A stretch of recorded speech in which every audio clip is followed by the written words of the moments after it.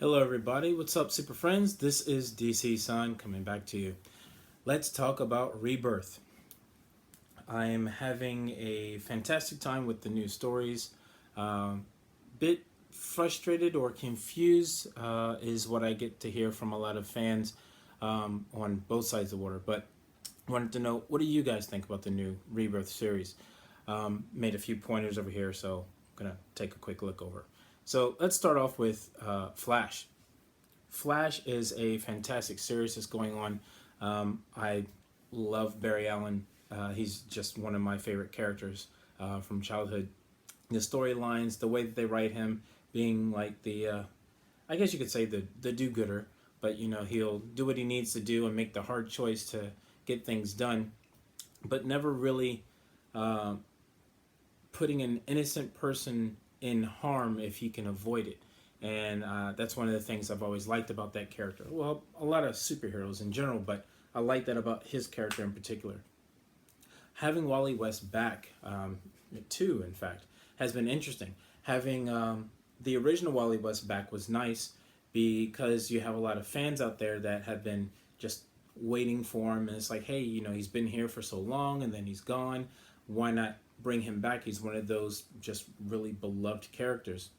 His stories are always interesting. It's sad, spoiler alert, that he doesn't really have his wife and family right now, and to see that happening to the character is kind of heartbreaking because I always like the dynamic of him and his wife, almost the same as Barry and Iris, but with a slight twist to it. So it was always kind of nice having that kind of balance with some of the characters, having their love interest and showing that it's not a weakening point, but it can be something that strengthens the character and gets them motivated outside of the usual, oh, I have to do this because it's the right thing to do kind of thing.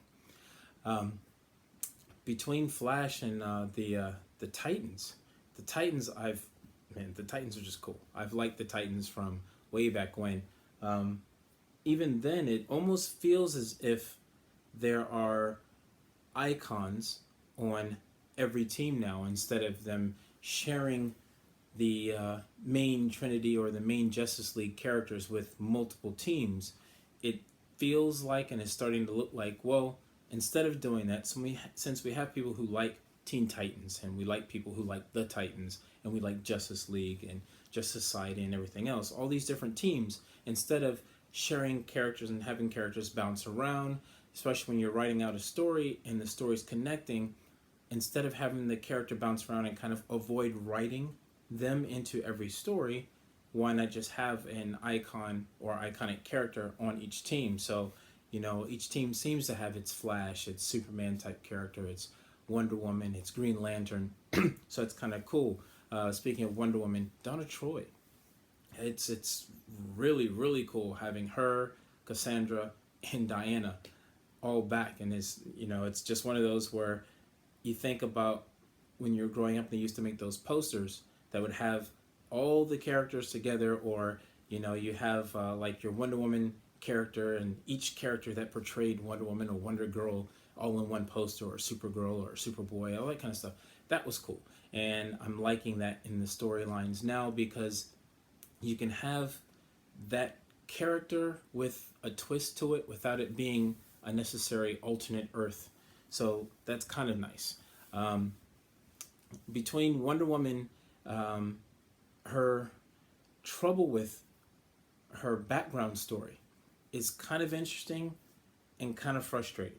I don't know. Let me know what you think. How do you feel about Wonder Woman's backstory? Do you like the idea that she came from clay and was blessed by the gods? Do you like the idea that she's a half god, um, and she's here to help the world, or she was shunned and thrown out from the Amazons? Which backstory do you prefer and why? I'd really love to hear that. For me, I'm okay with either. Her being a demigod is kind of nice because it kind of plays into our history and how we look at Greek and Roman history, and how we can tie things from human history into an influence into comic books now. even with like the Green Lantern and being inspired by Aladdin, and you have the Atlanteans and Batman with Sherlock Holmes and those kinds of things. Having that human connection, for some people, it makes it easier for them to relate to, and it just gives this cool little, you know, Easter egg of knowledge. It's like, oh, hey, well, that inspired them. Well, as a new writer or a new artist, what can I use from today that inspires me, or from my own personal history that's not so far back? That's it's one of those things I kind of enjoy. That's one of the reasons I enjoy reading the book so much. Wanting to know, well, does Diana really have a brother? Is it her brother? Is it not? Which history are we going to go with? I'm excited and nervous all at the same time. So let's see where that goes. Going over into the Green Lantern series. Oh man, that's good. Having Baz and Jessica team up, having their lamps fused together, that was kind of harsh, but understandable. You know, you gotta work things out and find a way to get through, you know, hard times together. You can't do everything on your own. As much as you may want to, you can't. And I like how they're trying to make that lesson for these two fairly new Green Lanterns, because that's something that kind of gets overlooked in the storylines. Or you have a rookie who's there and, you know, well, he's been training for 3 months, now he's ready. It's a little too soon, realistically. But, you know, it's comic books. Dealing with the two of them and their personality conflicts and dynamics is really interesting, because you're dealing with two very, very different personalities. He's very strong-willed and brash and arrogant, kind of like, well, Hal Jordan in some ways. And then you got Jessica, who's just really, really uncomfortable in her own skin. It's like, what do I do? I've got to do this. I've got to move forward, but I don't know if I can. You know, she's really conflicted within herself.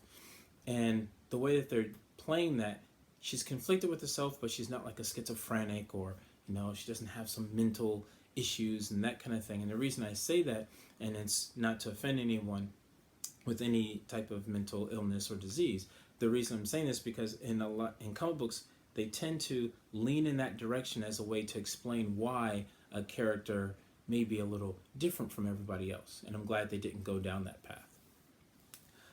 But the new Green Lantern series is really, really interesting. Coming from just before Rebirth, leading into Rebirth also has been great. John Stewart is one of my favorite Lanterns, hands down. He just is, just because for me, he's a very interesting character because his dynamic is very different from Hal Jordan's. I like Hal Jordan also, but in a completely different way. So having the two of them working together is cool, but having the two of them being completely different in the way that they solve a problem, I like, is really interesting, because it's easy to just mimic everything. Guy Gardner is one of those characters where you love him or you hate him. And I like that because even in the stories, most of the characters, they either love him or they hate him, or they hate to love him, because he's that brash asshole that no one really wants to, excuse language, no one really wants to stick around if they can avoid it. But having that guy in your corner is really good, because you know he'll always be there to put himself out there to help somebody else. And I like that. Having them together again would be fantastic. With the Reds coming, and I was reading the Red Lantern series pretty frequently, but then I took a break, and then when I came back to it and just basically cram read everything, binge read the entire series. It was fantastic, and I had to do it twice, especially with the new 52 series and introducing Supergirl as a Red Lantern. I thought was really interesting because she's awesome. Giving her a ring was just like either the very right or the very wrong thing to do, and the way that they played it out was interesting. But anyway, sorry, rambling. With the Reds being in the story now, and basically setting up for an imminent attack or trying to take over, like what's going on. it's really hard to tell who to trust and what to trust. So that's also very interesting. Even with Hal, when it comes to Rebirth, is he out for his own? Is he basically trying to help the Lanterns become stronger? Does he know something completely different that we don't know? Let me know what you think, because as I'm reading, I'm looking at it as, why is he waiting till the last minute? What is it that he knows that we don't know? And is he, parallax again, or what's going on? And if I've missed something, let me know, because I'll happily go back and read it. I'm enjoying it. Now, I do have a couple questions dealing with Green Arrow. Green Arrow is an awesome character, whether it's on the TV show or in the books. Some people like him, some people don't. I like him. I like the Robin Hood style character, or as some people call him, the lesser Batman, which is kind of mean because he's not as dark as Batman, but whatever. His new storyline, giving him his own version of the Court of Owls, is interesting, but also seeing how, again, spoiler, how his story is playing into when you look at the first issue when they're having the big conference with every different organization. You see the Court of Owls and several other ones next to each other talking, so you realize, or you're getting the sense that it's a lot bigger than that group or that one specific organization. And right now, the way it's playing out, no one can be trusted. Black Canary has gone off on her own to basically take some time apart to figure things out, which, it happens. It's sad to see her step back, because right now he could really use some help. Obviously, it's on purpose, but he could really use some help right now. And seeing how, he's been shot in the back, not cool. It's shot everywhere, basically. So now it's like, are they going to let him bleed out? Or are they basically punishing him? What is it they want? What is their purpose? Other than to just make him hurt and be a pincushion. Because, he had a lot of arrows in him. So, we'll see come up the next episode. Or next issue. I'm going to call them episodes every now and then because, well, they feel like mini TV shows. And I'm enjoying it that much. Now, I do have a question for you guys dealing with Dr. Manhattan. Reading in the Rebirth series, and then talking about how they found traces of radiation, but they can't place it anywhere. They've never seen anything like it before, which seems a bit odd. But even with that, wouldn't Captain Atom be similar or somewhat similar? Or he's just not on the same level? Thoughts? What do you guys think? I find it interesting that there's nothing that they've come across that's anywhere close to that. And I think that's their way of getting around having to deal with specific license, or to make it more mysterious for the story. But hey, let's see. Batman and Flash working together, I think, is an awesome dynamic, because they're both really good at what they do on the detective side and the forensic side. And that dynamic is just cool.